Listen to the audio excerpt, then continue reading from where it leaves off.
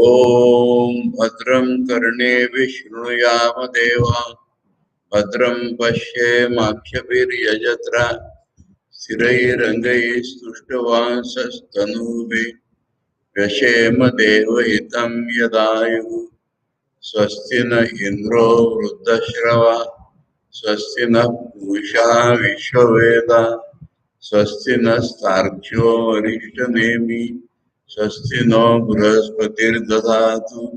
ओम शांति शांति शांति। आज से हम लोग अथर्ववेदीय मंत्र भाग के मुंडक उपनिषद अध्ययन शुरू करेंगे। पहले मैं इस क्रम के बारे में थोड़ा बता दूं। एक श्लोक लोगों को याद है, बहुत सबको। ईश केन कठ प्रश्न मुंड मांडुक्य तैतरी ऐतरेयं च छांदोग्यम बृहदारण्यकम तथा। और इस श्लोक के आधार पर आजकल कुछ अगले लोग प्रश्नोपनिषद को मुंडक के पहले पढ़ते हैं।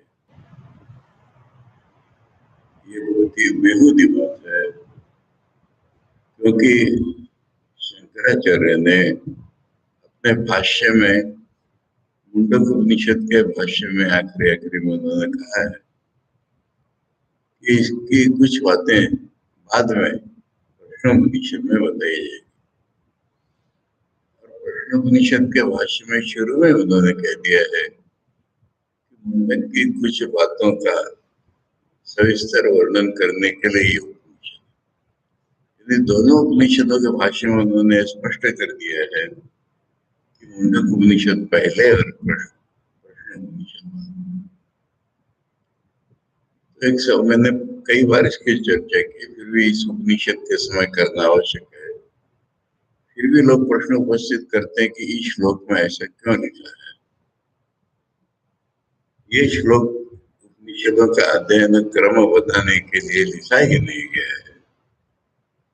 इसमें केवल 10 नाम संग्रहित किए गए हैं और इसका संदर्भ यह है कि ओंकार के ध्यान से ही तुम्हें ब्रह्म ज्ञान हो जाना चाहिए।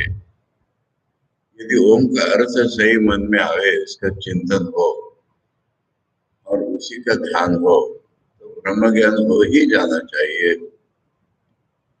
हम लोग इस चीज को पतंजलि योग सूत्र में भी पाते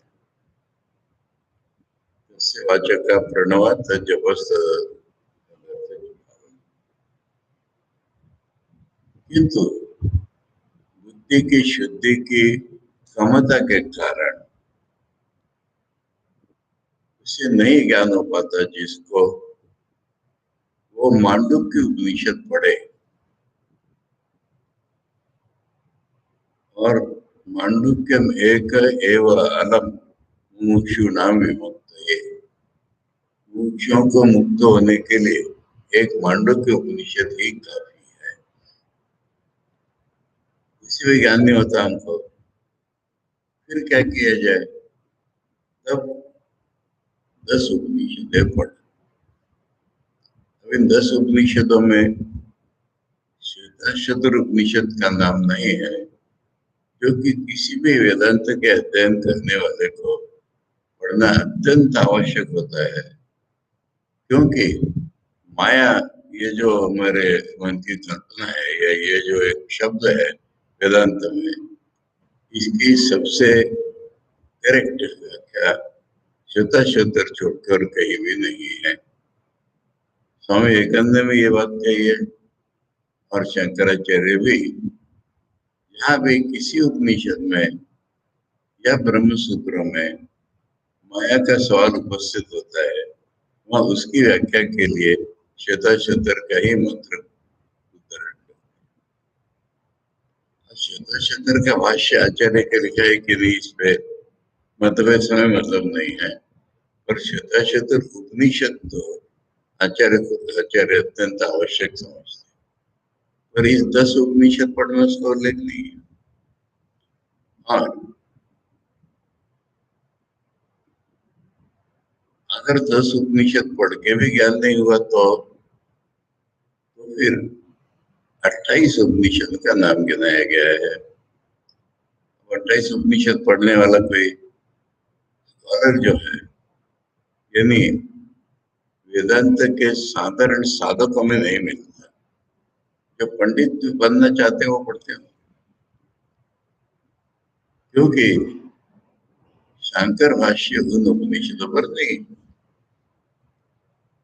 इसलिए शंकर भाष्य के सहारे से उपनिषद पढ़ने वालों के लिए उनका मूल्य ही नहीं। ब्रह्म सूत्रों के सहारे वेदांत को समझने वालों के लिए भी उनका मूल्य नहीं। मैं सारा इसलिए गिना रहा हूँ कि वो श्लोक केवल 10 उपनिषदों का संग्रह करने के लिए है, और उसका एक छंद है, अनुष्टुप छंद में रचित है। अगर इसमें थोड़ा आगे पीछे किया तो अनुष्टुप छंद नहीं जमता। जैसे तैतरीय उधर बोल गया, उनका मांडुक्य तैतरीय, फिर ऐतरेय लिया। अगर उधर ऐतरेय लेते तो संधि बन करके अक्षर ही कम हो जाता, और अक्षरों के लिए मुंडक का पूरा भी नहीं कहा है, मुंडक कह दिए। तो ये इतना समझ लेना चाहिए कि ये कर्म बताने के लिए है ही नहीं, ये केवल 10 उपनिषदों के नाम गिनाने के लिए है। खैर, अभी चर्चा के बाद हम मुंडक उपनिषद को सोच सकते। और एक बात और भी मैंने कही थी आपको, अब मैं अपना उदाहरण दे दूं ना सीधा। मैं जब 1959 साल में घर छोड़कर नागपुर में आश्रम में सम्मिलित हुआ, तो वहां जो पठन क्रम चल रहा था, मेरे गुरुजी की आंखें अत्यंत खराब हो चुकी थी और डायबिटीज भी बहुत हाई था। इसलिए सन्यासी ब्रह्मचारियों का वर्ग तो उस समय शिवतत्वानंद जी पूज्य करते थे, और उन्होंने कठ, ईश, केन, मुंडक इतने पढ़ा दिए थे, और प्रश्न उपनिषद की बारी थी जब मैं प्रवेश किया था।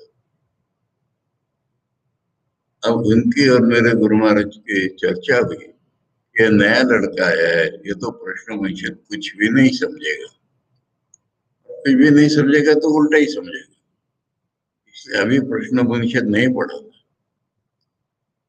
तो अगर मुंडक दोबारा पढ़ाएंगे तो जो इनको अभी अभी पढ़े उनके लिए रेपुटेशन लगेगा।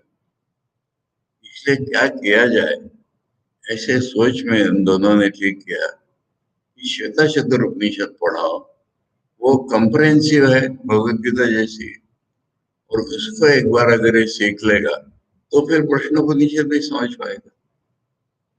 इतनी सब बातें हैं, इसलिए ये किसी प्रकार से तुके नहीं बनता कि प्रश्न उपनिषद पहले पढ़ी जाए। अब हम मुंडक उपनिषद पर जब सोचते हैं, और हम अपनी पद्धति से अनुबंध चतुष्टय पहले सोचेंगे ही, सबसे पहले हम सोचेंगे कि हमारे जीवन का प्रयोजन क्या है। तो श्री रामकृष्ण भक्तों के लिए तो अगर वो श्री रामकृष्ण वचनामृत खोलते हैं तो पहले पेज से आखिरी पेज तक उनको यही मिलेगा, ईश्वर लाभ ही जीवन का एकमात्र उद्देश्य है। अभी ईश्वर लाभ क्या है, इसके बारे में थोड़ी चर्चा करना आवश्यक है। ईश्वर लाभ है मैंने ईश्वर मुझे मिल गए, ये अर्थ होता है ना। जैसे मुझे कोई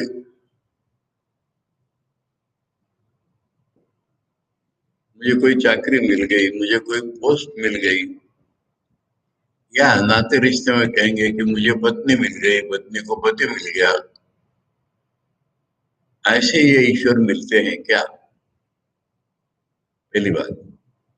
दूसरी बात है कि ईश्वर दर्शन साधारणतः लोग किसे कहते हैं और क्या चीज है, और क्या इससे मुझे जीवन में पूर्णता आ जाती है क्या?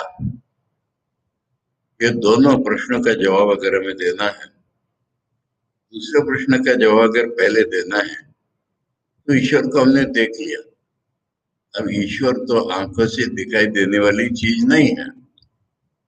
तुमने ईश्वर का कोई एक रूप देख लिया और उसको देख करके हमारे जीवन में पूर्णता नहीं आती। इसका प्रसिद्ध उदाहरण कितनी बार मैं दे चुका हूँ। महाराष्ट्र के सुप्रसिद्ध संत नामदेव जी का उदाहरण है। ये विठोबा को खिला के आते थे, विठोबा मूर्ति से बाहर प्रकट होकर के खाना खा लेते थे। इससे उनके मन में अहंकार हो गया था। जब उन्हें पता चला कि दूसरों के हाथ से ऐसे नहीं खाते, तो उन्हें इसका अहंकार हो गया था। और ज्ञानेश्वर की मंडली में एक दिन जब बैठे हुए हैं सारे संतों के साथ, तो ज्ञानेश्वर जी की छोटी बहन जो मुक्ताबाई, ये प्रचंड ज्ञानी थी। ये ज्ञान की तुलना नहीं थी, इतनी ज्ञानी थी। इसको तो एक समझ में आ गया अच्छी तरह से कि इनमें अहंकार है। अब ऐसा न बताते हुए उसको प्रकट करने के लिए उसी मंडली में गोरा नाम के कुम्हार थे। तो मुक्ता कह रही कि गोरा भाई साहब, किसके मटके कच्चे हैं, किसके पक गए, जरा देखेंगे क्या। फिर कुम्हार लोगों के हाथ में एक पलटी होती है लकड़ी की, और जब मटका पक जाता है उस पर ये बजा के देखते हैं। उसकी आवाज अगर संतोषात्मक आ गई तो वो बेचने के लिए रखा जाएगा। अगर उसकी आवाज ठीक नहीं आई तो उसको फिर से भट्टी पर चढ़ाना पड़ेगा। इसके लिए वो इनके हाथ में एक भट्टी होती है, और उनके हाथ में थी। तो सारे संत शायद ऐसे समझे कि कुछ मजाक है, छोटी वाली बच्ची है। गौरव को समझ में आ गया मुझसे क्या कहना चाहती है। वो उठ के जितने संत बैठे हुए थे सबके सिर पे वो पट्टी मारने लगे। अर्थात जोर से तो मारते नहीं होंगे, बजा के देखना है। और बजाते बजाते जब वो नामदेव के पास आए तो नामदेव क्रोध से भड़क उठे। बदतमीज है, जानता नहीं संतों से कैसे व्यवहार किया जाता है, इत्यादि। अब तब गोरा भाई साहब मुक्ता से कहते हैं कि दीदी, एक मटका तो कच्चा रह गया, कहीं नहीं। अब ये सब सुन करके बाकी संत लोग हो करके हंस रहे, और नामदेव और भी भड़क गए। अब किसके सामने क्रोध प्रकट करे, सारे ही संत हंस रहे हैं। तो ये उठ के वहां से विठोबा के मंदिर में चले गए। और विठोबा नाम थोड़ा सा बता दो ना, मैं महाराष्ट्र के जो नहीं है, महाराष्ट्र के जो है भी उनको। पुंडरीक नाम के एक सज्जन थे, और वो अपने माता पिता की अवहेलना करते थे और कई प्रकार के बुरी आदतों में फंस गए थे, इधर उधर घूमते थे। उन्हें किसी ऋषि ने समझाया कि माँ बाप की सेवा करना तेरा कर्तव्य होता है। उनका मन भी बदल गया और वो माँ बाप को अपने पास रख के उनकी सेवा करने लगे और सेवा में बहुत तल्लीन हो गए। अब ये घटना कहाँ हुई है बताना मुश्किल है, पर ये घटना आज जिसको हम कर्नाटक प्रदेश कहते हैं उसमें कहीं हुई है। तो खोज करने वालों को मिलेगा कहाँ हुई है। अब उनकी जो माता पिता की सेवा है वो इतनी बढ़िया होने लगी, इतनी तल्लीनता से होने लगी। देखो, एक ऐसी कहावत है, ये हम लोग अनुभव में ऐसे कि कन्वर्टेड आदमी ज्यादा पक्का होता है। तो इसलिए इनका जब मति पलट करके संतों ने सिखा दिया था कि माता पिता की सेवा करना कर्तव्य है, तो अत्यंत तल्लीनता से करने लगे। और उनकी वो माता पिता की सेवा पूजा देख करके भगवान प्रसन्न हो गए, और भगवान उनके पास आकर के कुटिया में आकर के कहते हैं कि नामदेव, मैं तेरे लिए आया हूँ। नामदेव नहीं, पुंडरीक। पुंडरीक, मैं तेरे लिए आया हूँ। पुंडरीक ने उनके पास एक ईंट पड़ी हुई थी, उस ईंट को उधर फेंक करके बोला कि भगवान जरा इसमें खड़े हो जाइए ना, मैं माता पिता की सेवा करता हूँ, फिर देखता हूँ आपको। भगवान उस पर खड़े हो गए। वे माता पिता की सेवा पूरी करके तब भगवान से पूछ रहे हैं कि भगवान प्रभु बताइए आप कैसे आए। क्या तो मैं तो तेरे ऊपर प्रसन्न होके आया, क्या तू वर चाहता है मांग ले। तो पुंडरी कहते हैं वर अगर मांगना कह रहे बात कर रहे तो आप उसी ईंट पर खड़े रहिए, ईंट पर खड़े रहे। मराठी में ईंट को वीट कहते हैं, विठल, वीट पर खड़े रहे, ये उनका नाम पड़ गया। अब ये विठल हमारे माँ भी होते हैं, पिता भी होते हैं, तो इनको पिता के रूप में विठोबा ऐसा लगता है। नहीं तो बहुत से संत विठामाई भी कहते हैं, अमाई, पर ऐसे विठोबा कहते हैं। ये विठोबा का मंदिर था जहाँ नामदेव पूजा करते थे। और महाराष्ट्र में आज भी एक अगर कोई सबसे पॉपुलर दैवत है तो वो विठोबा ही है, पंढरपुर में। ये पंढरपुर महाराष्ट्र में है, सोलापुर डिस्ट्रिक्ट में, परंतु इनका मूल स्थान कर्नाटक में कहीं है, क्योंकि संत लोगों की वाणी में ही कानड़ा विठ्ठल ऐसा उल्लेख इनका आता है। खैर, तो कोई राजा आया, कोई उनको ले आया, वो सब कहानियों से हमें मतलब नहीं। परंतु ये विठोबा, वो विठोबा के मंदिर में कहने लगे जाकर के कि देख भगवान, आज तेरे भक्त का इंसल्ट हो गया, सब लोग कह रहे कि मटका कच्चा है। तो भगवान कहते बात तो ठीक है, मटका तो कच्चा ही है अभी। तो नामदेव कहते अब तक पक्का क्यों नहीं किया, अब तक समय नहीं आया। तो भगवान कहते तब आप पक्का कर दीजिए। तो भगवान ने कहा ऐसे नहीं पक्का होता, तो ये दूसरे गांव में जाना पड़ेगा। और वहां पर एक शिव मंदिर है, उन्होंने गांव का नाम बताया था। वहाँ एक शिव मंदिर है, वहाँ एक विसोबा नाम के संत रहते हैं, और वो तुझे पक्का बनाएंगे, तो उनके पास जा। हम नामदेव वहां पर गए। जहां तक मेरे स्मरण में गलती होगी तो माफ कर लीजिए, पुस्तकों में देख लीजिए, मंगलवेड़े ये नाम था उस गाँव का। तो नामदेव वहां पर जाते हैं, वहाँ एक शिव मंदिर भी है, और वहाँ एक बूढ़ा आदमी शिव पिंडी पर पैर रख के लेटा हुआ है। नामदेव से वो सहन नहीं होता, और वो उसको कहते हैं गाली दे करके कि ऐसा क्या लेटा है। तो वो कहता है कि देखो मैं बहुत बूढ़ा हो गया हूँ, मेरे से हिलते नहीं पैर मेरे, तू ही मेरे पैरों को दूसरी जगह डाल दे। तो गुस्से से भर के नामदेव उसके पैरों को एक चक्कर ऐसा हिला करके फेंक देते हैं।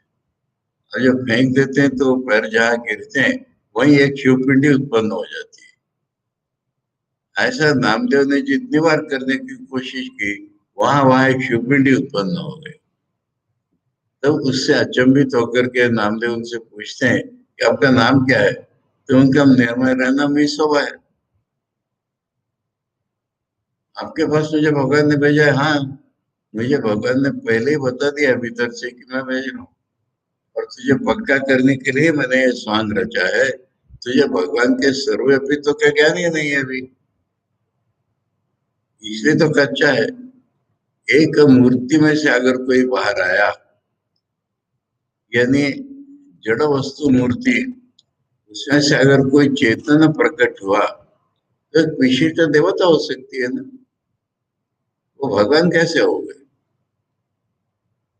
इसलिए भगवान के दर्शन हुए, इसलिए नामदेव बढ़े, और उससे जीवन में पूर्णता नहीं आई। विश्वभा के संगति में उनको पूर्णता आई। उसके बाद तो नामदेव उस वक्त तो ज्ञानेश्वर की मंडली में चले गए।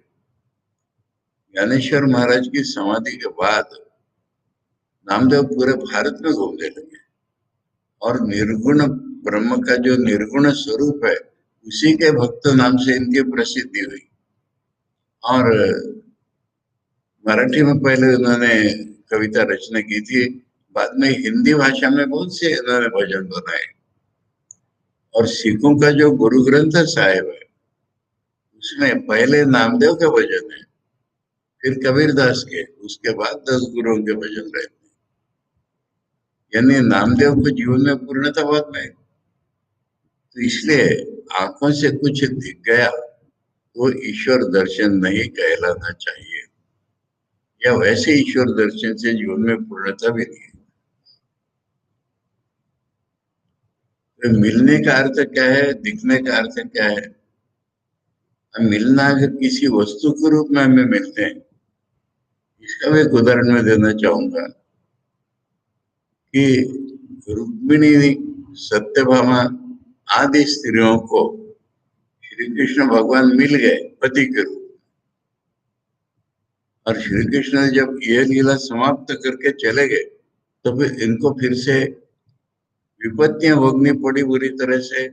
ऐसा कहते हैं कि 10 लोग श्री कृष्ण की पत्नियों को चुरा करके ले गए, अर्जुन भी नहीं छोड़ा सके थे।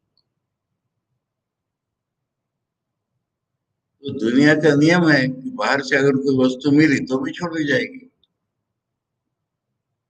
तो फिर मिलना क्या है? इसी की तुलना में, इसके कॉन्ट्रास्ट में गोपियों का उदाहरण लीजिए, राधा जी का उदाहरण लीजिए। भगवान के एक बड़े मित्र थे प्यारे, मथुरा में। उनका नाम था उद्धव, और उद्धव ज्ञानी पिंड के महात्मा थे। वो भगवान से गोपियों की बात सुन करके कुछ समझ नहीं पाते थे। भगवान ने उनको कहा कि उद्धव, मेरा एक काम करो, तुम वहां वृंदावन में जाकर के गोपियों को समझा करके आओ, क्यों राना रोना गाना कर रही है। तो उद्धव ने कहा ठीक है भगवान। उद्धव वहां आकर के गोपियों को समझाने लगे।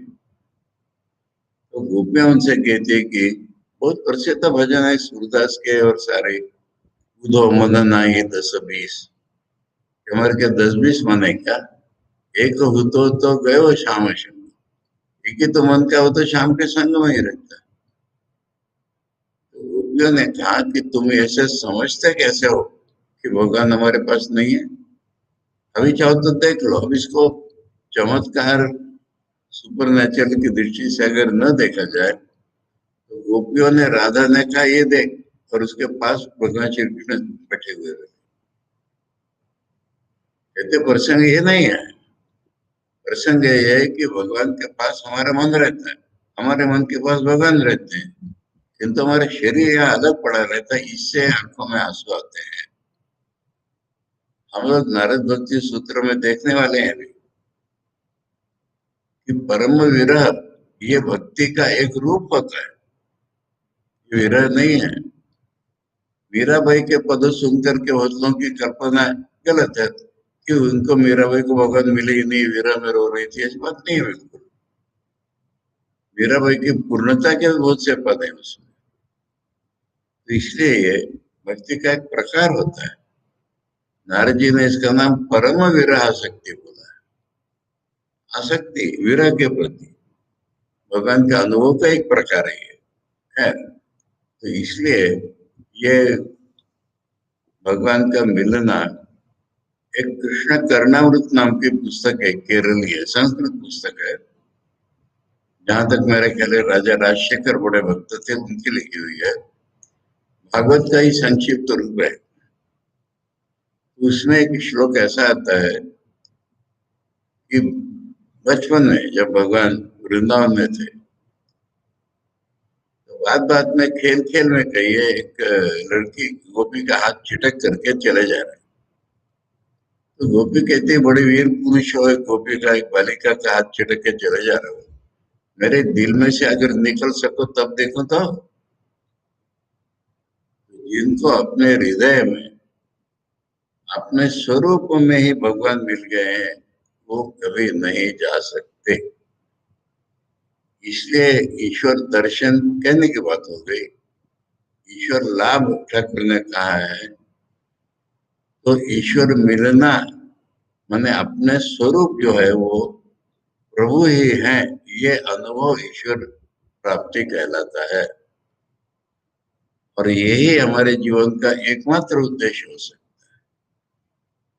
भगवान के पास भी अगर हम जाके रहे, मान लो, जय और विजय तो भगवान के द्वारपाल थे, और उनकी गलती से उनको शाप मिला और उनको रावण तुम और कंस वगैरह शिशुपाल होना पड़ा था बाद में। तो इसलिए भगवान के पास जाकर के रहने से भी पूर्णता प्राप्त नहीं हुई। तो इसलिए पूर्णत्व प्राप्ति यही हमारे जीवन का एकमात्र उद्देश्य होगा। और पूर्णत्व जीवन में तभी आएगा जब हम इस चीज को जान पाएंगे, अनुभव कर पाएंगे कि भगवान ही हमारा स्वरूप है, हमारी असलियत है, हमारी आत्मा है। भगवान जो है, जिसको हम ब्रह्म भी कहते हैं, आत्मा भी कहते हैं, ये हमारी असलियत है। ऐसा अगर किसी को अनुभव हो गया प्रत्यक्ष, तो फिर उसके दिल से, उसके पास से भगवान कभी जाने नहीं वाले।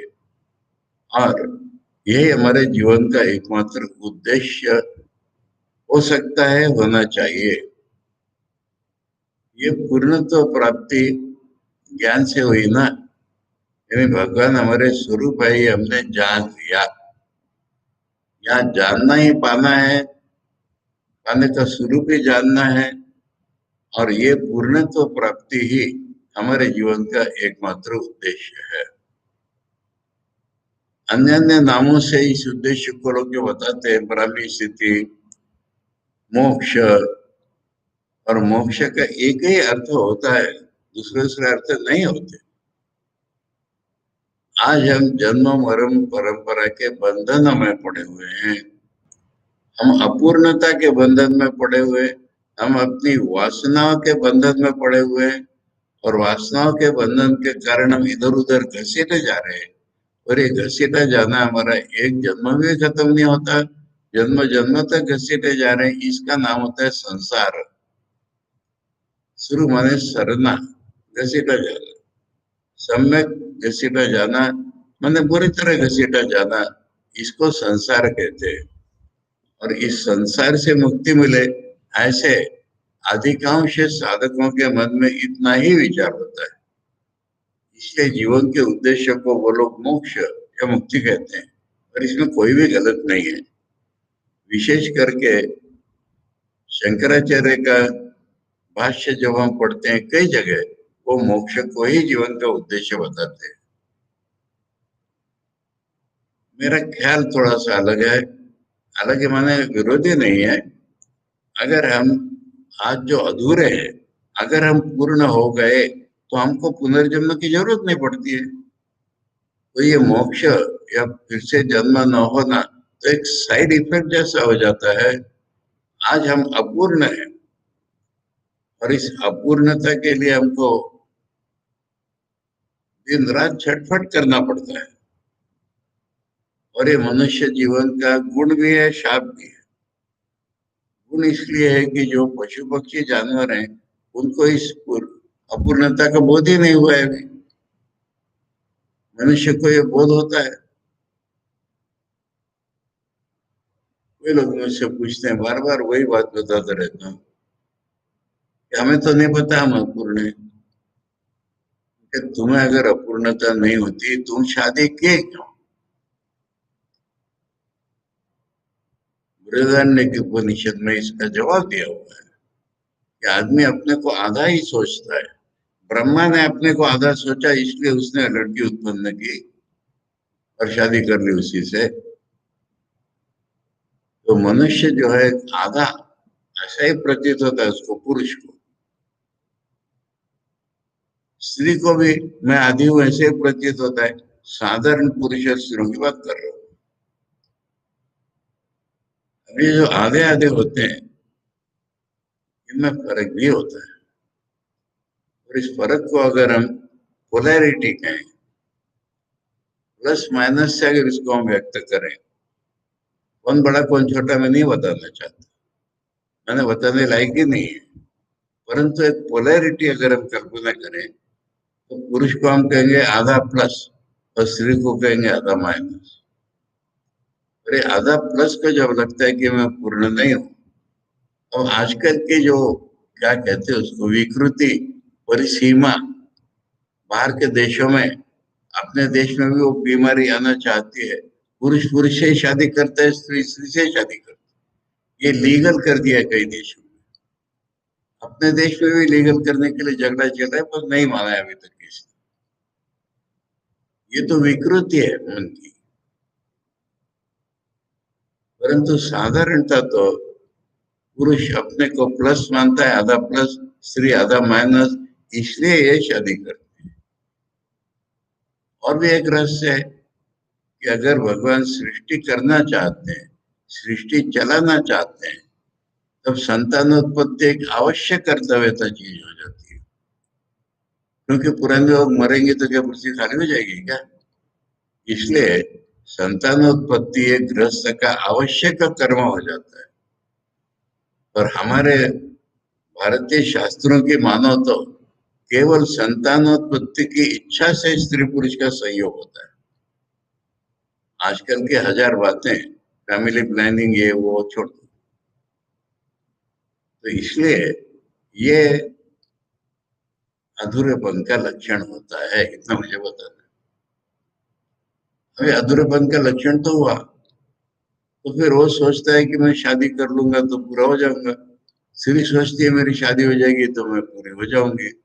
पूरा होता कोई नहीं है, दोनों जैसे के वैसे ही रहते हैं। एक टेम्पररी हम कहेंगे कुछ जीवन में जो एक टेंशन उत्पन्न हुआ था वो घट जाता है।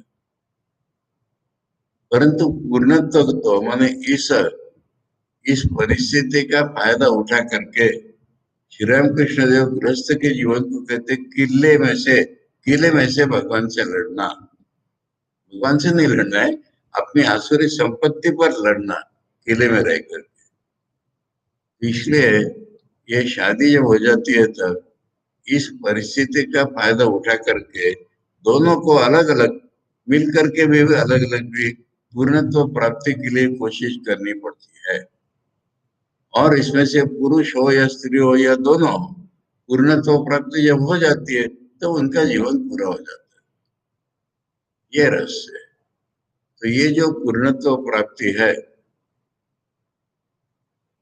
इसके लिए मनुष्य जो है सारा जीवन छटपट करता है और सोचता है कि मैं दुनिया को बदल दूंगा। पैसे कमाता है, पैलेस खड़े करता है, एसी बनाता है, हवाई जहाज में उड़ता है, हजार प्रकार से वो पशु पक्षियों से भी कॉम्पीट करने लगता है, देवताओं से कॉम्पीट करने लगता है। परंतु उसका अधूरापन किसी उपाय से मिटता नहीं। बाहर कितनी भी वो चेंज करे, उससे उसका अधूरापन मिटता नहीं। और पागलपन जैसा सवाल ये जन्म जन्म तक चलता रहता है। परंतु मनुष्य तो ब्रह्म स्वरूप है ही, इसके लिए तो किसी दूसरे प्रकार से सोचने की गुंजाइश ही नहीं है, जरूरत ही नहीं है। मनुष्य तो स्वरूप से देखो तो पूर्ण ही है, स्वरूप से पूर्ण है, पर जीवन में उपलब्ध नहीं है। इसीलिए पूर्णत्व की कामना बढ़ती है। अपूर्णता को बोध इसीलिए आता है कि पूर्ण है परंतु प्रत्यक्ष जीवन में उसका अनुभव नहीं है, तो अपूर्णता बोध और पूरा करने की इच्छा और ये छटपट सब बनती है। और वो पूर्ण स्वरूप होने के कारण, ब्रह्म ही उसका स्वरूप होने के कारण, ब्रह्म का एक और स्वरूप है क्या? स्वप्रकाश है ब्रह्म। ब्रह्म अपने को प्रकट करके रहेगा। और इसलिए ये ब्रह्म को प्रकट करने का तरीका है कि मनुष्य में अपूर्णता का बोध हो और उसे पता चले कि मैं अपने में बदल करके ही पूर्ण हो सकता हूँ, दुनिया को बदल करके नहीं होगा। इसको हम साधक संज्ञा देते हैं। जिसको ये पता चल गया कि बदलाव मेरे अपने में करना है और तब मैं पूर्ण हो पाऊंगा। भगवत गीता के 13वें अध्याय के श्लोक 7 से 11 पढ़ेंगे, क्या अपने में बदल करना है, इतना स्पष्ट रूप से निर्देश है। और वहां भगवान ने कहा एतत् ज्ञानमिति प्रोक्तम अज्ञानम यदतो अन्यथा। तो इसलिए अपने में बदल करना है। अब ये बदल कहाँ करना है? अपने में बदल करना है, मैंने क्या करना है? क्या हमारा रूप बदल करना है?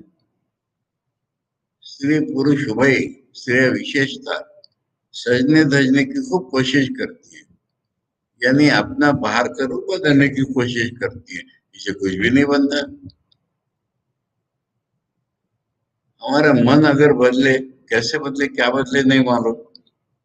हम दुनिया में भले आदमी कहलाने की कोशिश में अपने मन को मोड़ देते हैं इधर उधर, उससे भी पूर्ण नहीं बनते। लोग हमको कुछ भी समझे, भीतर में तो हम जैसे वैसे ही रहते हैं। इसलिए हमारा जो आज का बोध है, अब यहाँ से बात आ रही है। प्रयोजन पूर्णत्व प्राप्ति बता दिया। अब हम कौन है और हमें अधिकार जिसको कहते हैं, हम अपूर्णता का बोध वाले बाहरी झटपट से विरक्त हो गए हैं। अब हमें बाहरी झटपट नहीं करनी है, हमें तो अपने भीतर बदलाव लाना है। ये जिसको ज्ञान हो गया है उसको साधक कहते हैं। अब ये साधक तो होंगे, परंतु साधक पूर्णत्व तक पहुंचेंगे कैसे? जब उनको पता चलेगा कि हमें क्या बदल करना है, तभी तो जाएंगे। अब यहां से हम देखते हैं कि आज का हमारा बोध या ज्ञान क्या है। ज्ञान क्या है ये समझना बड़ा आवश्यक है। बड़ी गलतफहमी पूरी दुनिया में है कि हमने कुछ तथ्य दुनिया के जान लिए तो हम ज्ञान हो गए, जानकारी पढ़ लिख लिए तो ज्ञान हो गया। मास्टर महाशय महेंद्र नाथ गुप्त श्री म जब ठाकुर के पास आए तो बातचीत में ठाकुर ने उनसे पूछा कि तुम्हारी पत्नी कैसी है, विद्या शक्ति की अविद्या शक्ति? उस चीज को समझ नहीं पाए। उनका कि महाराज अच्छी है पर अज्ञानी है। तो ठाकुर ने तुरंत पूछा फिर तुम ज्ञानी हो क्या? तब उनको मन में खटका लगा कि अरे ये पढ़ने लिखने से तो ज्ञान नहीं हुआ। अब पढ़ने लिखने से जब ज्ञान नहीं हुआ तो इसका अर्थ जनरलाइज करना पड़ेगा। जानकारी का नाम ज्ञान नहीं है। अब कुछ लोग अपने को वेदांती समझते हैं। उनको ऐसा लगता है, बड़े बड़े संप्रदाय इस पर खड़े हो गए गलती से, कि हमें अगर बुद्धि को पता चल गया कि हम ब्रह्म है तो हम पूरे हो गए। हमारी बुद्धि को अगर ब्रह्म ज्ञान भी हो गया, हमें नहीं हुआ। और इसलिए ठाकुर ने इस तरह के पंडितों की उपमा गिद्ध, चील इनसे दी है कि उड़ते तो बड़े ऊपर है और नजर इनकी सड़े मांस पर होती है नीचे, और सड़ा मांस देखते ऊपर से एकदम नीचे आ जाते। इसलिए ये कोरे पंडितों की तो नजर सड़े मांस पर होती है, अर्थात दुनिया के सड़े गले भोगों पर होती है। तो फिर इंटेलेक्चुअल कन्विक्शन जिसे कहते हैं, बुद्धि से भगवान को जान लेना, ये भी ज्ञान नहीं कहलाया। अब पहले हमारा ज्ञान किस चीज को कहते हैं जो आज है, इसको समझना पड़ेगा हमें।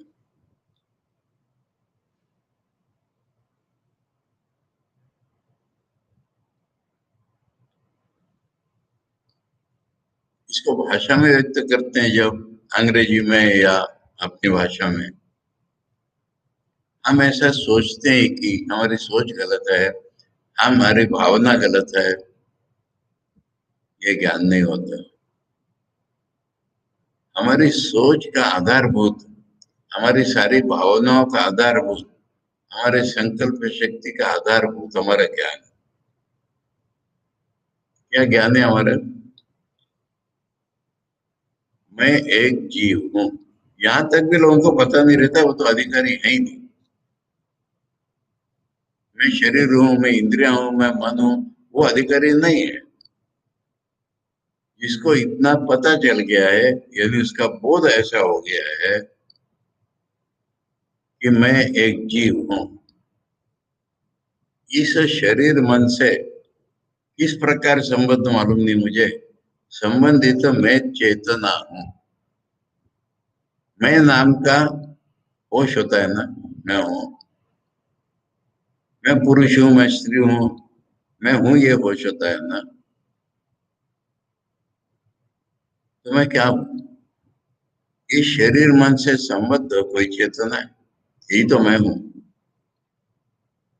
अब शरीर मन से संबद्ध चेतना अगर मैं हूं, तो स्वाभाविक रूप में इसमें स्वार्थ, अहंकार, संकुचितता है, सब अपने आप आती है।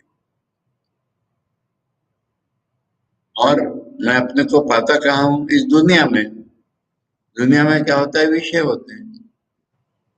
मैं एक विषयी, ज्ञाता, भोक्ता, कर्ता, और ये दुनिया भोग, ज्ञान के विषय, करने की भूमि, ये हमारा आज का ज्ञान है।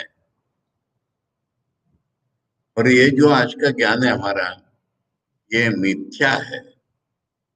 इसको अज्ञान कहते हैं। अज्ञान माने न जानना खाली नहीं होता, अज्ञान माने गलत जानना। ये मिथ्या है।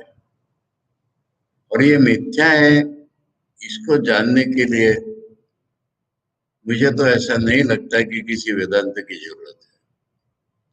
अगर हम कुछ थोड़ा सा स्थिर बुद्धि से सोचें कि मेरे ज्ञान में क्या है? शरीर। और शरीर प्रतिक्षण बदलने वाली चीज है, वो मैं कैसे हो सकता हूँ?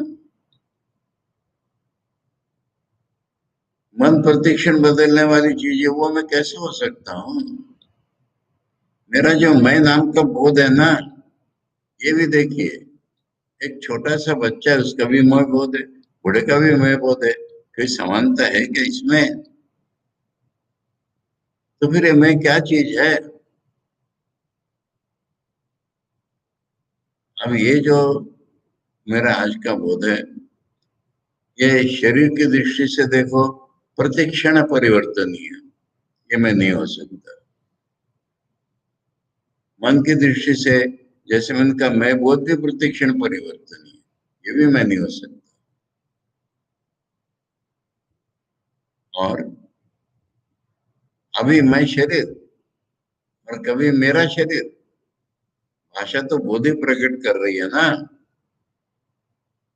मेरा शरीर विशेष करके, और भाषा का मुझे नहीं पता, बंगाली भाषा के साधारण बोलचाल में मेरा शरीर अच्छा नहीं है, मेरा मन अच्छा नहीं है, ये सब बातें आती है। मेरा शरीर, और जब चोट लगती है तो मुझे ही चोट लगती है ना। मेरा मन, कोई कहता है तो फिर मुझे बुरा लग रहा है ना। तो ये मैं अजब सी चीज है मेरा। कभी ये शरीर है, कभी मन है, कभी इंद्रियां हैं। तो ये शिफ्टिंग है ना, प्रतिक्षण शिफ्टिंग। तो फिर ये सही कैसे हो सकता है? अब हम दूसरी ओर देखें, वेदांत को देखें, या जिसको हम इष्ट मान के पूछते हैं, या हमारे सामने जो ब्रह्म के पुरुष होते हैं, उनको देखें। और उनमें इस तरह का मैं बोध नहीं होता। उनका मैं जब वो कहते हैं, स्वामी विवेकानंद को मैं कहते थे। उनका जो मैं होता है वो विश्वव्यापी मैं होता है, अलग से शरीर का मैं नहीं होता है। और नहीं तो ठाकुर को तो मैं ही नहीं कह पाते थे। यानी इनका बोध ही अलग है। इस शरीर में रहने वाला मैं इतना बोध नहीं है। एक ही सत्य है पूरी दुनिया का। पूरी दुनिया की असलियत, अस्थि भांति प्रिय, एग्जिस्टेंस, कॉन्शियसनेस, ब्लिस, सत्य, चित, सचित आनंद एकमेव अद्वितीय है। ये विभिन्न नाम रूपों में से प्रकटता है।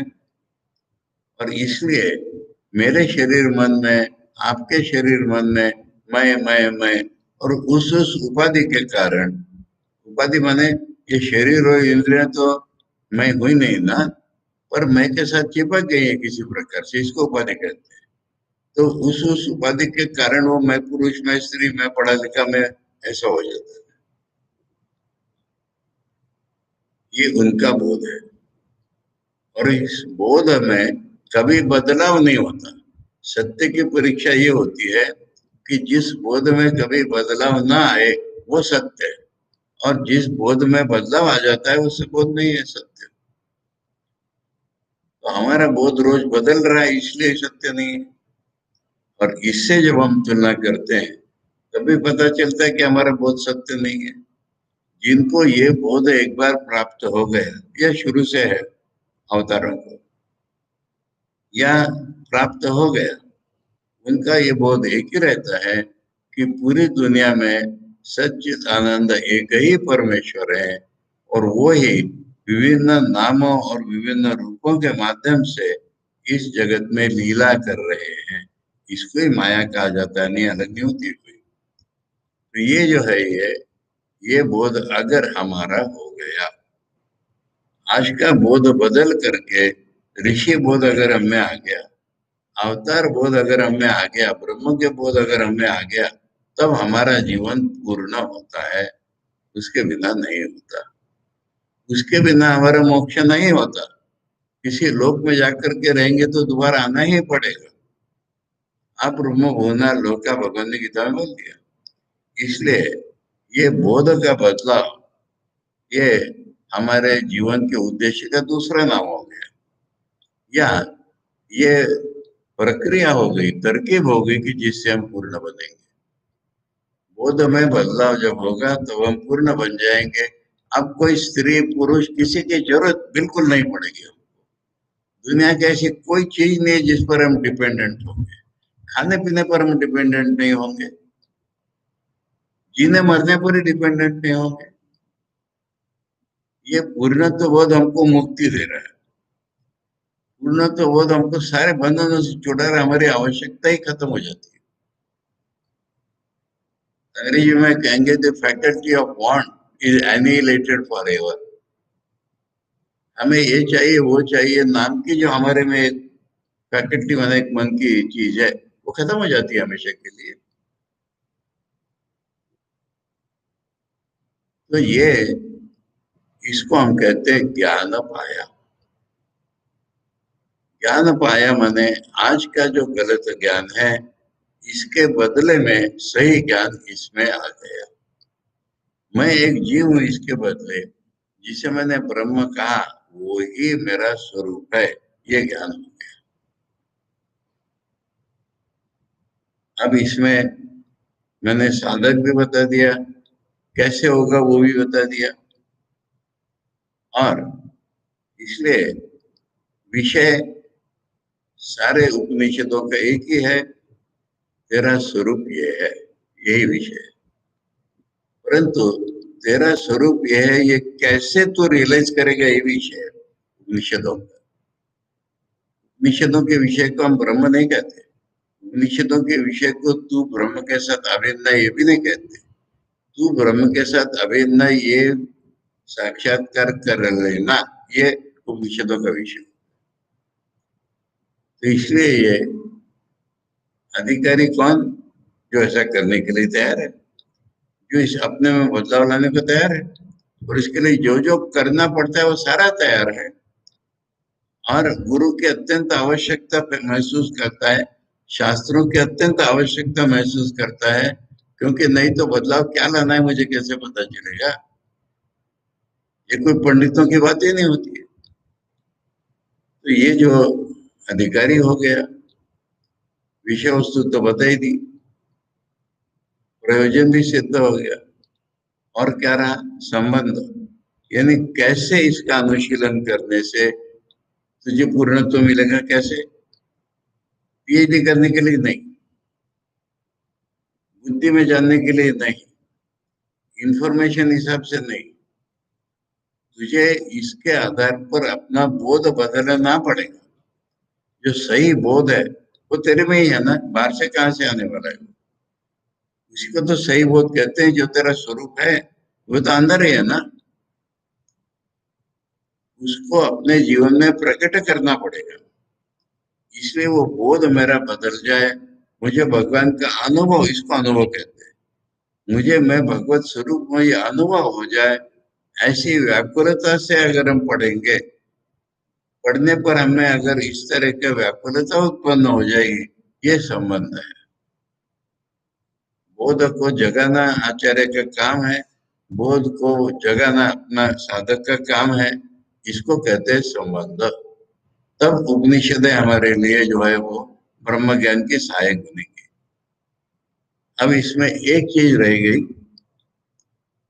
यानी मैंने सारे वेदांत का अधिकारी विषय संबंध प्रयोजन बता दिया, परंतु अब ये ज्ञान कहाँ मिलेगा हमको? ऋषियों के पास हम ज्ञान कह रहे हैं।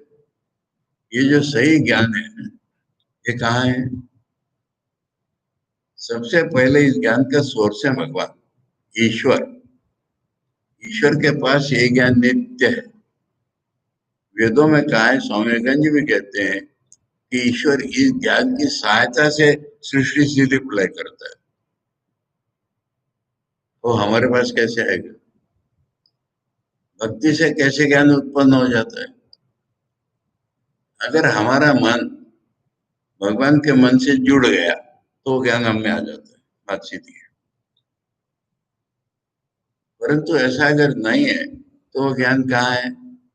अभी जैसे हमने जिनको देखा, वो ब्रह्म के ऋषियों के पास वो ज्ञान है, और ब्रह्म के ऋषियों के पास अगर हम जाएंगे तो हमें ज्ञान होगा। हम कहाँ ब्रह्म के ऋषियों को ढूंढेंगे? उपनिषदों में, वेदों में हम इन ब्रह्म के ऋषियों को पाते हैं, और वो ही हमें ज्ञानदाता बनते हैं। तो उपनिषद शब्द का अर्थ मैंने करके नहीं बताया, परंतु वही चीज अपने शब्दों में बता दी। ये जो अधिकारी विषय संबंध प्रयोजन है, इसको मन में रखे बिना कोई भी उपनिषद पढ़ना व्यर्थ है हमारे लिए। और इसलिए ये अनुबंध चतुष्टय का आज वर्णन हो गया। इसमें एक सवाल और आता है कि अगर यही उपनिषद है तो फिर उपनिषदों की संख्या इतनी क्यों? इसके बाद वो पढ़ो और ये सब पढ़ो, 10 पढ़ो, 11 पढ़ो, ये क्यों? इसका जवाब महत्वपूर्ण है, और वह है कि साधक का मन अलग अलग होता है। अनंत मनों की अनंत धारणा शक्ति होती है। दो मन एक जैसे नहीं होते। दो मनों में उच्च नीच के भेद भी होते हैं, दो मनों में अलग अलग भेद भी होते हैं। किसी को माँ से अधिक प्यारे, किसी को बाप से अधिक प्यारे, उच्च नीच तो नहीं हुआ, अलग अलग मन है। किसी को ज्ञान जो है विश्लेषण शक्ति से मिलता है, किसी को भगवान से प्यार करने से मिलता है, इसलिए मन अलग अलग है। और ऐसे अलग अलग मनों को अलग अलग गुरुओं ने या एक ही गुरु ने ज्ञान दिया होता है, इसलिए उपनिषद अलग अलग है। और इसमें से ये मुंडक नाम की उपनिषद हमें इस समय अध्ययन करनी है, इस क्रम में अध्ययन करनी है। अब इस क्रम के बारे में एक बात और बता, जैसे कहा कि प्रश्न शुरू में पढ़ोगे तो ब्रह्म ही पढ़ोगे। अब मांडुक्य खाली उपनिषद एक है जिससे ज्ञान हो जाएगा, और उसके पढ़ने की सामर्थ्य हमें कहाँ है? हर एक उपनिषद का अधिकारी अलग। जब हम 10 या 11 उपनिषद पढ़ने की सोचते हैं तो मांडुक्य पहले नहीं पढ़ते। इसलिए उपनिषदों के साधक अलग अलग होने के कारण कुछ उपनिषद ऐसी है जो प्रथम पढ़ी जा सकती है, और कुछ उपनिषद ऐसी होती है कि जो हमें थोड़ा बहुत ज्ञान हमारे मन में हो गया है उसके बाद ही पढ़ सकते। तो जो प्रारंभ में पढ़ी जा सकती है, इनका अगर आपको जानना है, कठोपनिषद जरूर प्रारंभ में पढ़ी जा सकती है, हम लोग पढ़ते भी। अब मैं बता दूं कि हमारा फिर क्रम क्या है उपनिषद पढ़ने का। तो हमारा क्रम यही है, कठ ईश के न मुंडक प्रश्न मांडुक्य तैतरीय ऐतरेय छांदोग्य बृहदारण्य। शतर जो है वो मैं कहूंगा कि कहीं भी पढ़ी जा सकती है शुरू में भी, परंतु ये हमारे पढ़ने के क्रम में हम इसको छांदोग्य और बृहदारण्य बड़े बड़े उपनिषदों में, इसलिए उनके पहले शतर हम पढ़ सकते हैं। अब इनमें से कठ शुरू में पढ़ी जा सकती है, मुंडक शुरू में पढ़ी जा सकती है, तैत्तिरीय शुरू में पढ़ी जा सकती है, श्वेताशतुर शुरू में पढ़ी जा सकती है। ये उपनिषद ऐसी है कि बिल्कुल प्रारंभ से अंत तक बता देंगे। बाकी सभी उपनिषदें ईशा तो शुरू में पढ़ने पर सारी दुनिया कंफ्यूज हो बैठी है। ये ना ऊंचे मन का लक्षण है, मांडुक्य अत्यधिक ऊंचे मन का लक्षण है, छांदोग्य बृहदारण्य का पता ही नहीं चलता जब तक हमें उपनिषदों का थोड़ा बहुत ज्ञान न हो। अब ये मुंडक की बहादुरी ऐसी है, अगर नहीं किसी ने कठोपनिषद भी पढ़ी, उसकी बुद्धि अच्छी है और वो वेदांत में प्रवेश करना चाहता है, सबसे बढ़िया मुंडक उपनिषद है। इसमें ज्ञान की व्याख्या की गई है, ज्ञान दो प्रकार का होता है ये समझाया गया है, इसलिए ये बिगिनिंग में आराम से पढ़ी जा सकती है ऐसी मुंडक। इतनी चर्चा के बाद कल से हम लोग इस मुंडक उपनिषद को प्रत्यक्षता पढ़ना शुरू करेंगे। ओम भद्रं कर्णेभिः शृणुयाम देवा, भद्रं पश्येमाक्षभिर्यजत्रा, स्थिरैरङ्गैस्तुष्टुवांसस्तनूभिः व्यशेम देवहितं यदायुः। स्वस्ति न इंद्रो वृद्धश्रवा, स्वस्ति न पूषा विश्ववेदा, स्वस्ति नस्तार्क्ष्यो अरिष्टनेमि, स्वस्ति नो बृहस्पतिर्दधातु। ओम शांति शांति शांति। हरि ओम तत्सत। श्री राम कृष्णार्पणमस्तु।